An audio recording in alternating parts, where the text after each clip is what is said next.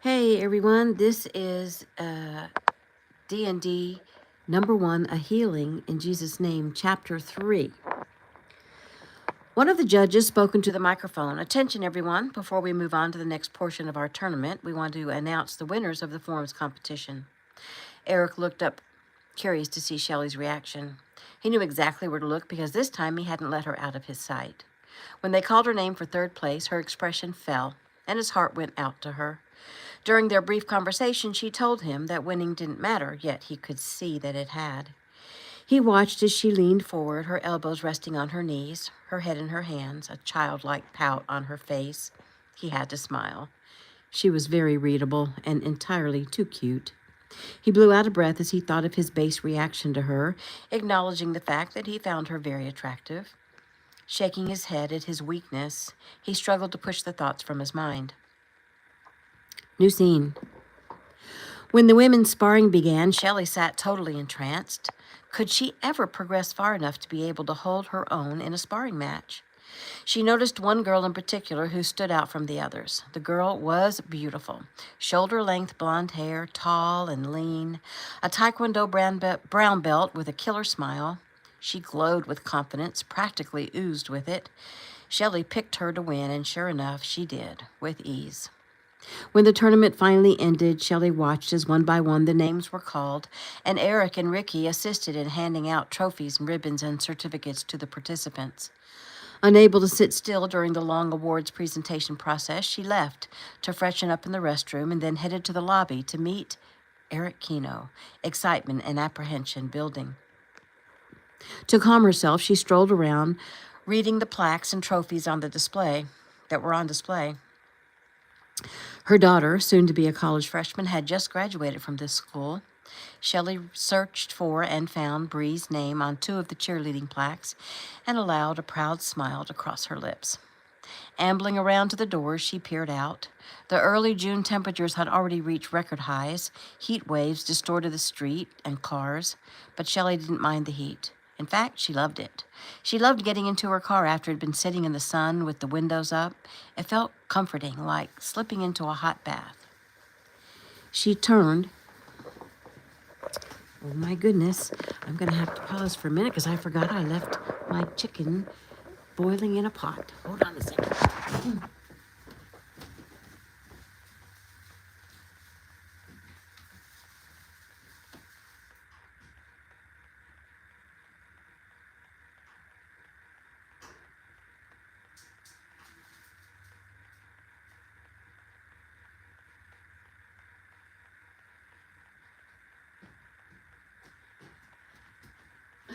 Oh my goodness. I'm so sorry. How very unprofessional of me. Okay. Let's see. Ambling around to the door, she peered out. The early June temperatures had already reached record highs. Heat waves distorted the street and cars, but Shelley didn't mind the heat. In fact, she loved it. She loved getting into her car after it had been sitting in the sun with the windows up. It felt comforting, like slipping into a hot bath. She turned as people began filing into the lobby area, signaling an end to the day's proceedings. Several of the female competitors entered the lobby together. Shelley went over to offer her congratulations to a few of the winners. Thanks, drawled the pretty blonde that Shelley had chosen to win her division. I watched you do your forms. You were pretty good, but you should think about competing in the sparring. That's when it really gets fun. I think you could do fairly well. Before Shelley could answer, another piped in. Look who's talking, Angel. You do pretty well yourself. Yeah, a third teased, as long as there are male judges. The blonde placed her hands on her hips and pursed her lips in a strategically cute little pout, obviously accustomed to using her beauty to get whatever she wanted, but not liking anyone to accuse her of it. The blonde changed the subject. Speaking of looks, what did y'all think of that Ricky Kino? Shelley smiled. Well, this was a much better subject, she thought. It certainly piqued her interest. Oh, he was fantastic, one woman answered. Forget fantastic. Did you see that body? He's gorgeous. Yeah, and don't forget about his dad. Oh, girl, you can see where he gets it. That man is definitely fine. I'd love to have a daddy like that, the blonde purred, causing giggles to erupt. What was the dad's name again? The friend asked. The blonde shrugged. I don't remember. I only remember how his biceps bulged when he handed Ricky the nunchucks. After that, it's all blank. More giggles from the friends. Shelley decided to speak up and help out. His name is Eric. Oh, yeah, that's it. No, it's not Eric, is it? Are you sure? The blonde asked. Shelley smiled. I'm positive. It's Eric. Eric Kino. A sneering smile from the blonde. Well, whatever it is, all I know is I bet he looks as good under his shirt as his little boy. Well, if anybody can find out, it's you, Angel's friend assured. Jealousy reared its ugly head. Shelley tamped it down. Jealousy was rooted in low self-esteem, and she was working on that. The blonde grinned with the challenge. Well, I suppose little old me will just have to see what I can do. Shelley couldn't keep from rolling her eyes. Well, you see what you can do, Angel, and I'll babysit the little boy, Angel's friend offered. Shelley considered telling them that she had a date with Eric, but she came up with 2 good reasons not to say anything. First, she passionately hated catty females, and she wasn't about to join their ranks. But secondly, they probably wouldn't believe her anyway. She barely believed it herself. She endeavored to find a polite way to leave the group while the women continued raving about and lusting after various parts of the 2 men's anatomy. However, before she could excuse herself, one of the ladies nudged another and whispered loudly, "Speak of the devil." She nodded in the direction just behind Shelley. Here he comes. Shelley turned, feeling chills popping out all over her body. Master Eric Kino approached the women, his eyes on Shelley. Smiling, he joined the group, sending temperatures and heartbeats through the stratosphere. Hello, ladies. I trust you all had a good time today. The blonde gave a feminine squeal and spoke in her very best southern drawl. Oh, my, yes. She extended her hand. It has been an amazing day. Hey, my name is Angel. Eric clasped her hand.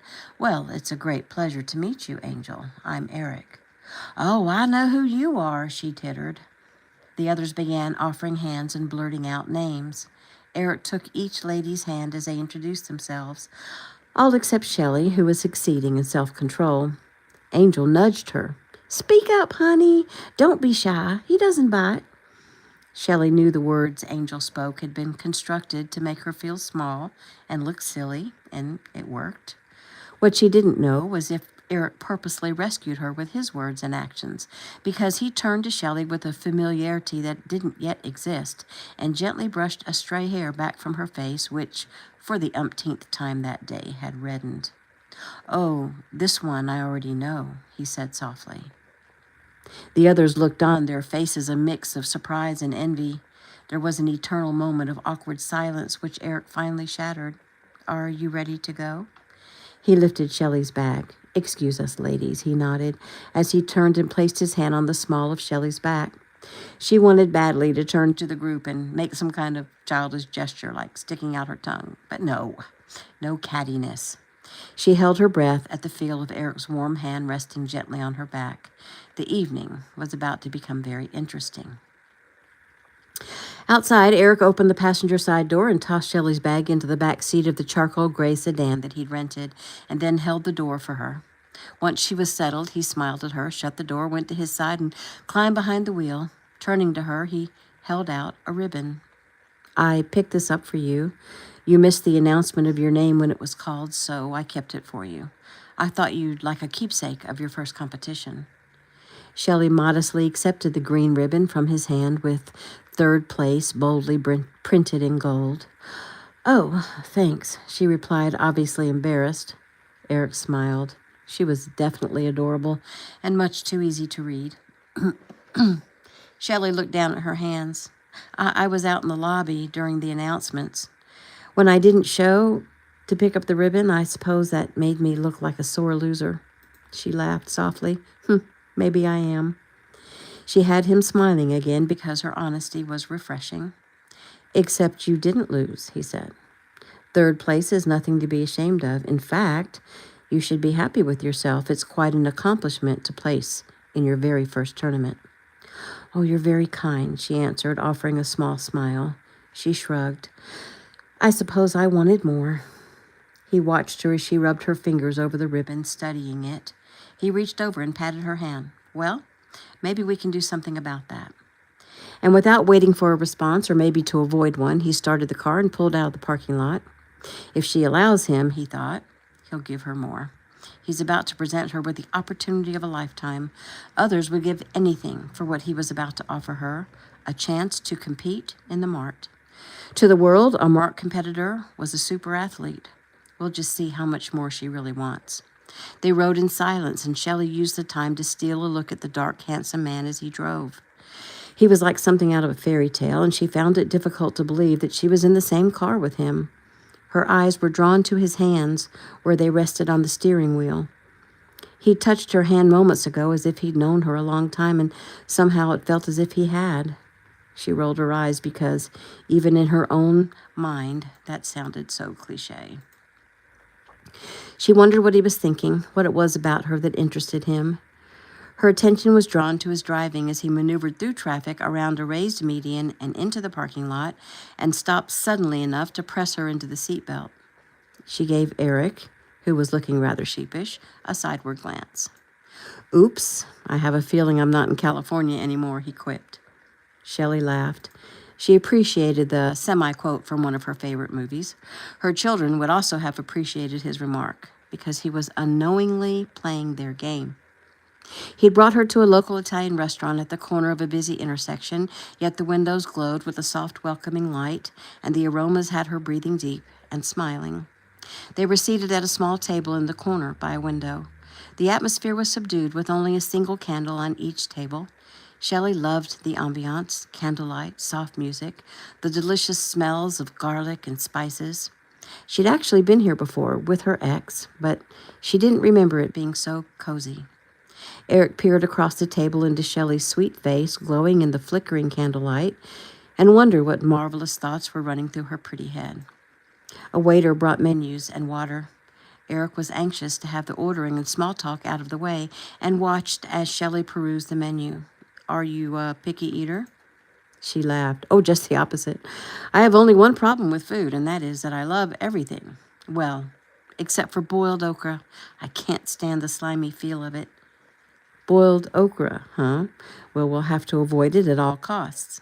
Shelley giggled, and Eric marveled at the sound.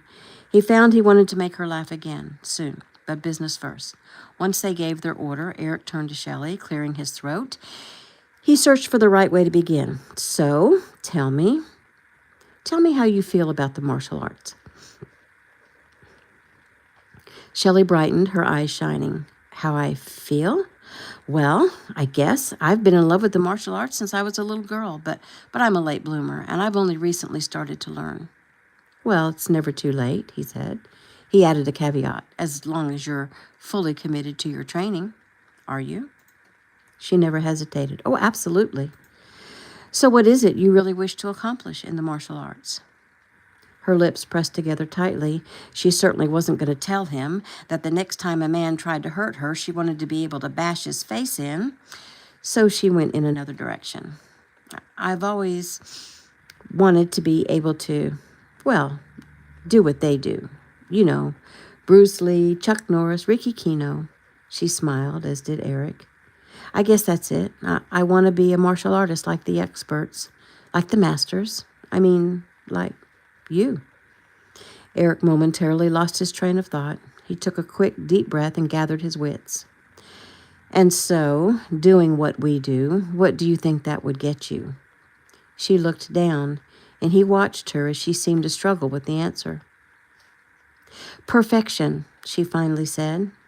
I'd like sometime in my life to say that I've achieved some kind of perfection. You know, something I can be proud of, or even more importantly, something maybe my kids can be proud of. Kids, Eric thought. Great. He'd looked for a wedding ring earlier and hadn't seen one. Okay, he'd get to that in a minute. Perfection, is that the only reason? Because it seemed you were about to say something else. He watched her face. Her eyes saddened momentarily. There was something else, but she didn't want to share. So he decided to give her a break. Well, tell me about this perfection, he prodded. She smiled. When I was a teenager, I saw a couple of old Bruce Lee movies, Fists of Fury and Enter the Dragon, I think. People nowadays might think that they're cheesy, but I thought Bruce Lee was just amazing. He had me totally mesmerized. I mean, he was beautiful, like poetry in motion. He was perfection. Watching him was like listening to Mozart. Mozart? How so? You know, like the music swells and the tears come to your eyes, and there's no way to explain what it is that fills you with such emotion. That's the kind of perfection I want. Her answer blew him away. Okay, he thought, she's obviously serious about the art, and she's intelligent. Wanting her to feel completely at ease, he kept his tone warm and friendly as he continued the interview that Shelley had no idea was being conducted. You mentioned kids. You have a family?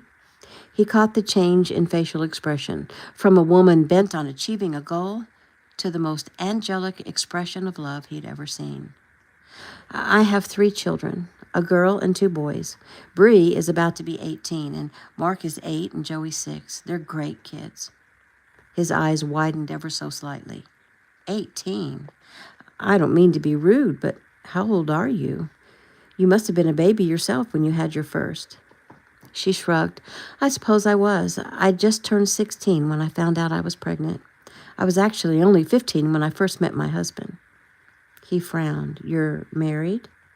Oh, no. I wouldn't go out to dinner with you if I was married. He smiled. Sorry, I didn't mean to insult you. I just want to make sure I didn't overstep any bounds. Please, go on. You were only 16. Yes, actually, when I met him, I was only 15, and he was in college, and I was young and impressionable and thought I was very much in love with a very much older guy. I was very naive. You were vulnerable, Eric thought, but kept that thought to himself. It all happened so fast, really, she went on. Before I knew it, I was pregnant, married, and wished away to be a wife and mother. I had to grow up very quickly. When my ex told my parents that he'd marry me, they were all too happy to send me away. I didn't argue because, well, like I said, I was young and fancied myself in love. But really, my life was pretty much planned for me. He tried to ignore the irritation or even anger that came with the information. What was a, quote, much older guy doing getting a barely 15-year-old child pregnant? How much older was he? Keeping those thoughts to himself, he tried to stick to the reason for the conversation and did the math. So that makes you 33, 34? I'm 34. Wow. I would never have guessed. I thought you were probably in your mid-20s at most. Shelley smiled at the compliment as the waiter arrived with a large bowl from which he served them a salad and then set a basket full of warm buttery garlic rolls on the table. Eric watched as Shelley dipped her finger in the butter that had pooled on the paper in the bottom of the basket and then lifted it to her mouth and sucked it. This is heavenly, she sighed. He found himself unable to answer. His eyes followed her fingertip as she dipped it again, watched as her tongue caught the drip of butter. He breathed deeply and forced himself to eat a bite of salad before he resumed his questioning. Given the quiet moment, Shelley jumped in with her own question. You must have done the same thing. His brow furrowed. Had a child when you were just a baby yourself. Oh, he smiled. I was 18 when we had Ricky. I married right out of high school. I'm 39. Actually, I'll be 40 next week. Oh, well, happy birthday, a week early. He smiled. Thank you. So your children didn't want to come and see you compete today?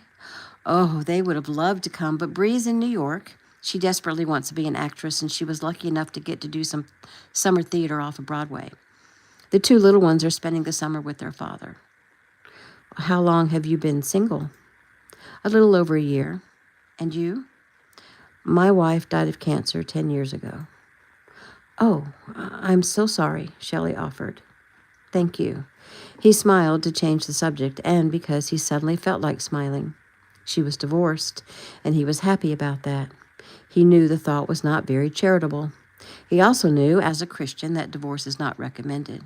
Jesus said it was not so in the beginning, meaning that God did not include divorce in his plans for us, and yet other Christians are so quick to judge someone. They're quick to throw out Matthew 19:6, what God has brought together, let no man put asunder. But Jesus whispered to Eric when he'd inquired of the Lord about this conundrum for a friend, that there are many marriages that God did not bring together.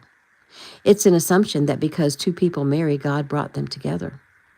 When Jesus said, in the beginning it was not so, what he didn't say was something again that God whispered to Eric while in deep prayer and meditation.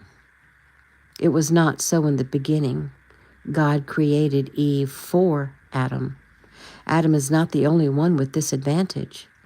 Many are deceived or have the enemy interfere or succumb to temptation and do not end up marrying whom was meant for them. Therefore, do not let the condemnation of self-righteous others weigh on your soul. They do not understand the complexities of the heart of man, which is another reason they are not to judge. We don't really understand, Eric thought, and therefore it is not for us to make that judgment. We are to live as holy as possible. We make mistakes. We also willingly commit sin. Jesus knows our hearts, and he told us to not judge others. Be discerning, yes, but do not judge. And there's a difference. Drawing a breath, he smiled at the pretty women across from him. So then, what do you do all summer, all alone? Oh, I'm so busy most of the time I don't have time to think about how alone I am. I work 2 jobs, and then I use the time without kids, sort of like my own personal summer training camp. So I work out a lot. This is only my 2nd summer without the children, and I've found that the busier I am, the faster the time goes by. You miss the kids a lot? I do, she said with a sigh. They've been my only world for a long time. Well, since they were born, actually. Eric watched her as she spoke. Her words spoke volumes more than she realized. They were saying she was lonely, that her husband hadn't been much of a companion to her during their years of marriage, that her children had become her companions, her friends, her only source of happiness. He'd had experience with that after his wife's death. The urge to change all that for Shelley was overwhelming, and the emotions that played over her face were fascinating. It was like watching a collage of pictures on a movie screen. She was mesmerizing. He gave himself a mental shake. Well, I have to say, as a single mother of 3, you seem to really have your act together. Surprise, a smile, a blush, a taking of command, a mask of aloofness, ending in polite friendliness. She was absolutely fascinating. She'd never make it as a gambler. Nevertheless, back to the subject. She was older than he thought, strike 1. She has kids, strike 2. And she works 2 jobs, strike 3. What he needed for a Mark competitor was a full-time student who can put everything into it. His lips pressed together as he mulled this over. Since there was a lull in the conversation, Eric bowed his head briefly to give thanks for the food and picked up a roll and took a bite. Shelley noticed and wondered about this extraordinary man. Who was he really? Did he just pray? She needed to Google him. While they ate their salads and munched on garlic rolls, Eric tried to come up with some rationalization for continuing with the Mark prospect. With this Mark prospect. Though he already knew why. Because she's the one. God sent her to him, or rather, he sent him to her. He knew it the moment he saw her, and he'll just have to find a way to overcome the obstacles, all of them. So why was he hesitating? Maybe because she's lonely and vulnerable, he thought, and rather than put her through something as grueling as training for the Mart, he'd rather just protect her from whatever peril was about to befall her in his dream. He'd like to peel away the layers and learn who this unique woman is and what makes her tick. He'd like more than that, but he was usually pretty good about listening to his higher self, so he uttered a silent prayer for strength to ignore his baser instinct. Shelley seemed relieved when he finally spoke. You said you had 2 jobs. What do you do? He watched her face again. He saw shame, and then anger, perhaps pride, and finally resolution, all within the few seconds it took her to put together a response. Oh, nothing very impressive. I'm a receptionist for a small attorney's office just down the street. He's a good guy. He's very honest and upfront. He hasn't really needed me since he got married and his wife took over the office. She's such a sweetie. I'm pretty sure they keep me on out of compassion. Oh, a lawyer who is honest and compassionate. That's a real find. She chuckled. I've told him that very thing. And your other job? Oh, I have a friend who started her own cleaning business, and sometimes when she gets more business than she can handle, I help her out. Like I said, nothing important. He shook his head slightly at the devaluing of herself, something he'd have to help her overcome if she accepts his proposal. You say nothing important, but I imagine you are important to those you work for. I have a close friend who's an attorney, and he's completely grateful and indebted to both his receptionist and his assistant. And as for the cleaning business, if not for you, your friend would have to turn down clients, right? Well, yeah. And that's not a good idea for a new business. What a great friend you must be to use your valuable time to help her. Well, she does pay me, Shelley laughed, and then sobered. It's really kind for you to see things that way. You seem to be a very positive kind of person, aren't you? I suppose I am. So why? Why? I mean, why are you being so nice? I don't think I understand the question. Okay, I guess what I'm asking is, why did you ask me to dinner? I mean, why me? Eric took a deep breath. It was time for some honesty. Shelley, he began as she looked up at him, her big eyes questioning. Your instincts are good. I did have an ulterior motive for asking you to dinner. He paused as he watched Shelley's eyes blink, seemingly in slow motion. I was impressed with you at the tournament today. I'm also impressed with your sincerity and your dedication. I'm looking for a student to compete in the next mart, and I'd like you to consider being that student. Shelley froze as her mind raced. Are you kidding me? The mart? I've never even considered getting to attend a mart, much less compete in it. But he did say those words, didn't he? He said, the mart. And he's much too prominent a personality to be playing a cruel joke on some poor, innocent hometown girl. But this is crazy. The mart, she finally said. The mart. You're serious? Oh, I am very serious. Me? You. Seriously, don't joke with me. I am serious. I am not joking. I wouldn't do that. Eric began describing the event, the process of choosing a student, and the year's time frame in which they had to work. At some point during the conversation, the waiter brought a table full of food, but neither ate much, so intent were they on the conversation. Well, as I'm sure you know, the mart happens only every other year, and a mart competitor can begin no higher than an intermediate student. This shows the public that with the proper discipline, anyone can achieve what the mart participants accomplish.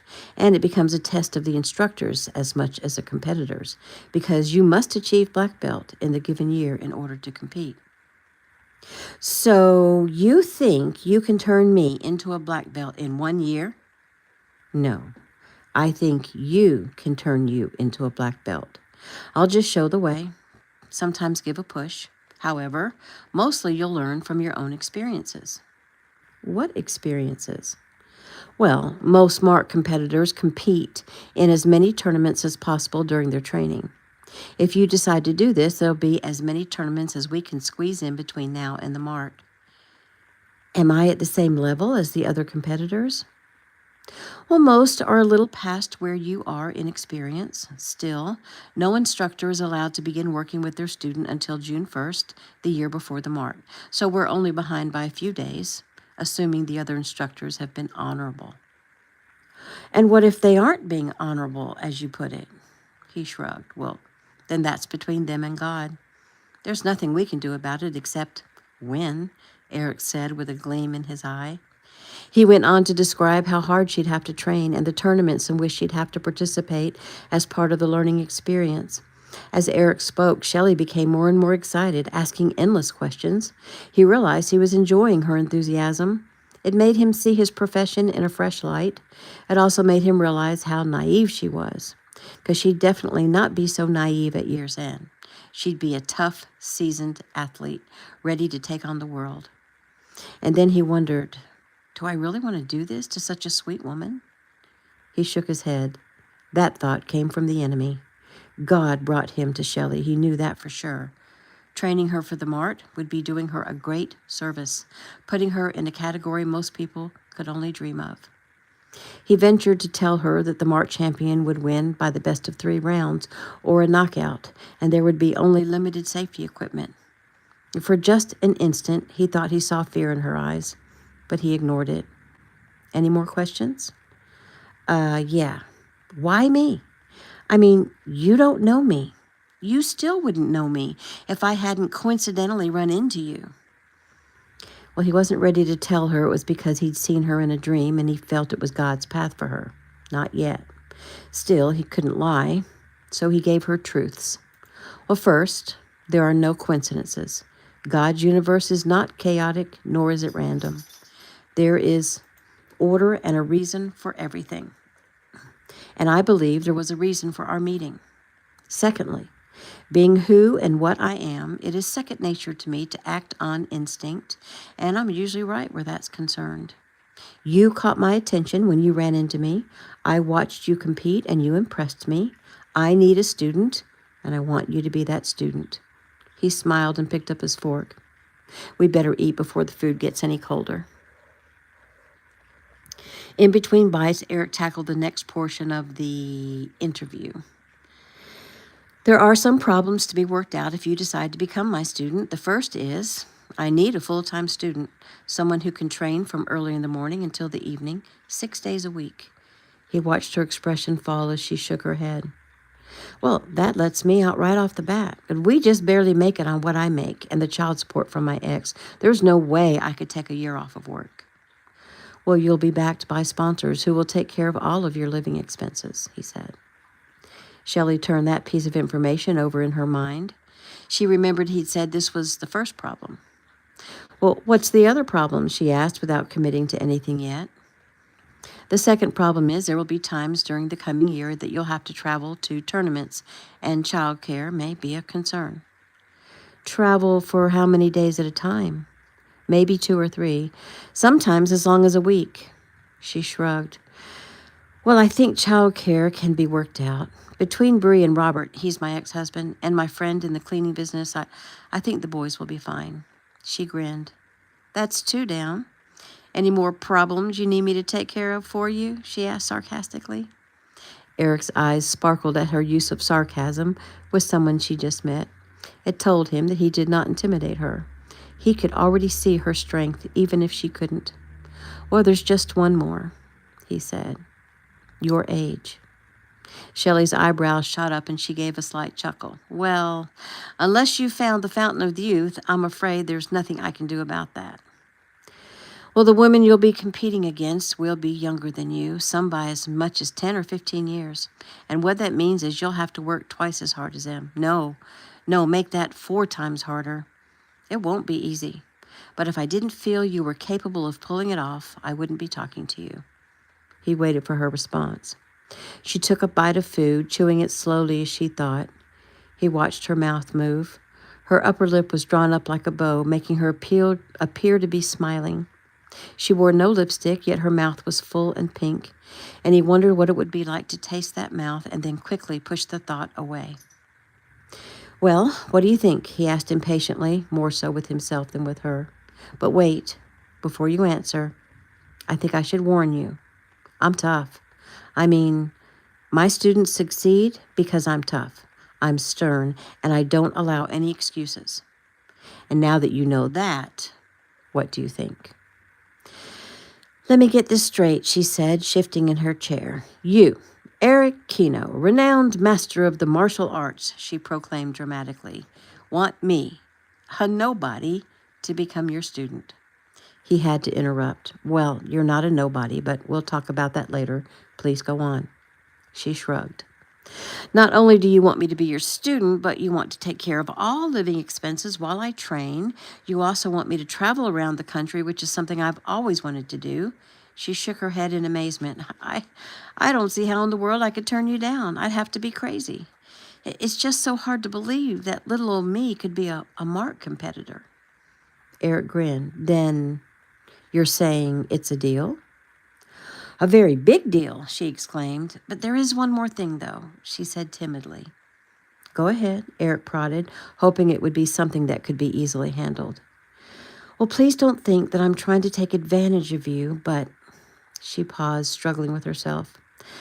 I can't justify me suddenly get everything I've always dreamed of when my two little boys go without. You see, they love the martial arts just as much as I do. She pressed her lips together. So, do you think you could possibly squeeze in a few lessons for them? Eric was pleased that her request was a noble one and that it was easily granted. Oh, I think we could definitely work in a few joint sessions when they get back at the end of the summer. I doubt that would interfere with training because you should have a good start by then. I also imagine I could talk Ricky into helping out. They'd enjoy his teaching methods. Shelley's eyes lit up at that idea. Mark and Joey would be ecstatic. Shelley herself didn't think she could be more excited than she was at this moment. Business out of the way, they finished their meal and chatted, getting to know each other. Eric only spoke enough to prod her on to her next comment. He loved watching her talk. Her eyes lit up and her face was very expressive. She told him about her beautiful daughter who would be attending AMDA, American Music and Dramatics Academy, in New York. She desperately wants to become an actress, Shelley explained. Her father is a professional performer and it wore off on her. He owns a dinner theater in San Francisco, and she spends a lot of time there performing when she's not auditioning or attending classes. But I'm sure she'll be home sometime this summer, and you'll get to meet her. She looked up quickly. Wait. We will be training right here in Atlanta, won't we? I mean, I wouldn't want to uproot the boys. He nodded his head. Yes, I have a friend who has a dojang not far from here. He only uses it at night and on Saturdays, and he'll be happy to help. Dojang, she exclaimed. That's Korean, and so is Taekwondo. That's the art I've been studying at the YMCA. He smiled in acknowledgement. I know. I think we'll stay with that style for now. Of course he knows, she thought, grimacing at her faux pas. Eric glanced at his watch. 8:30. They'd been there nearly 2 hours, yet it seemed like only a few minutes. Well, he began, it's been a long day, and I have a lot of arrangements to make. Shelley frowned. He understood what she was thinking because he felt the same way. He didn't want the night to end. It had been cool and dark in the restaurant, and as they walked outside, the humid, warm summer air caressed their skin. Shelley rubbed her hands over her arms. The warm air feels good, she sighed. Eric reached out and touched her arm. Shelley, your skin is like ice. A little too much air conditioning? Yeah, I think I was sitting right under a vent. Well, why didn't you say something? Before she could object, he circled behind her as they walked and rubbed his hands briskly up and down her arms. He leaned close to her ear. There. Is that better? It took her a moment to find her voice. Yes, thanks. She swallowed, confused by her own body's reaction. She normally would recoil from a man's touch, especially one she didn't know very well. His hands were strong and warm, and she could feel the heat from his body when he leaned close to speak to her. She'd actually been tempted to lean back and rest her head against his chest. Now, where did that come from? Was she so needy? It disturbed her that she not only felt no repulsion, but she wished he wouldn't stop touching her. How would it feel to have those strong arms wrapped around her and hold her close? He opened the car door and she slipped into the seat, smiling at him as she did, hoping she gave no evidence of her thoughts. They drove silently back to the school to collect Shelley's car. Even though it was late, the orange summer sun was only beginning to set. The long summer days, combined with daylight savings time, made for late sunsets, and Shelley leaned against her car and Eric against his. I love the sunsets in Georgia, she sighed, long and slow and hazy. I wish they would last forever. I know what you mean, he said softly. My home looks out over the Pacific, and the sunsets are amazing. I'll tell you what my teacher, Master Wong, used to say quite often, he said, still looking upward. With each sunset comes the night, and with each night comes the new day, just like fall is followed by winter and the winter by spring. We can't hold on to it, but we can trust it to return. It's the circle of life. She turned and gazed at the man, his handsome face tilted up toward the last rays of light. She could see tiny suns glowing in his eyes. It almost seemed like he wasn't real. She thought it was surely going to be a treat to learn from him. He smiled down at her. May I get your phone number? She gave him both her landline and cell numbers, which he put into his phone. He glanced back up at the last rays of sun. Well, it's getting dark. Would you like me to follow you home and make sure you get in safely? She frowned ever so slightly. No, I'm fine. I'm certainly capable of taking care of myself. And with that, she slid into her car and started up the engine. Seeing that he'd stepped on a sore spot, Eric raised his brows. He moved forward and leaned in as she rolled the window down. Well, get plenty of rest. Like we discussed, I'd like to start first thing Monday morning if you're able to arrange everything with your employer. He stood and patted the fender of her car. As she drove away, Shelley realized she was grinning from ear to ear. She could hardly wait to call the kids and tell them. You'll never guess who I met, she'd begin. And they'll just die, she thought excitedly. Dreamily, she floated up the walk leading to her tiny, darkened house, unlocked the door, and turned on the lights. She went straight to her room, flopped down on her bed, and lay there thinking about all the events of the wonderful day. But one particular image kept popping into her mind. Eric Keno. Master Eric Keno. Yes, she agreed with the blonde that she'd spoken to after the tournament. He is F-I-N-E. She thought of that silly conversation and said aloud in an exaggerated Southern accent, Hello, my name is Angel, and I'd like to... She stopped herself, giggled, and rolled off the bed. That Angel, she thought, what a silly woman. Still grinning, she grabbed her robe and headed for the shower.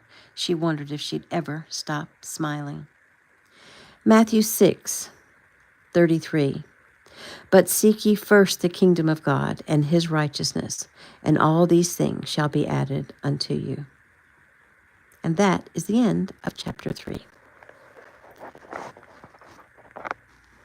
By the way, if you go to my website, mccartneygreen.org or injesusnamemanuals.org, and go to the photo album, I had a lot of fun trying to make AI pictures of the characters in the book.